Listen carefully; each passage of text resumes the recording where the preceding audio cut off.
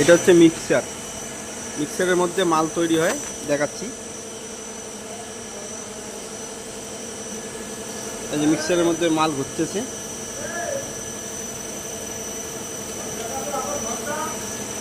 এটা হচ্ছে মিক্সার, মিক্সারের মাল পিভিসি।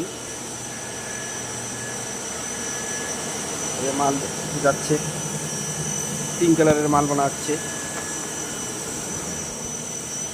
এটা হচ্ছে মোটর, 3 ওয়াটের মোটর।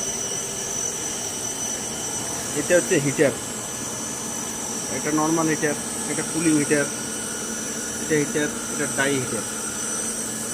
মেশিনের লোড,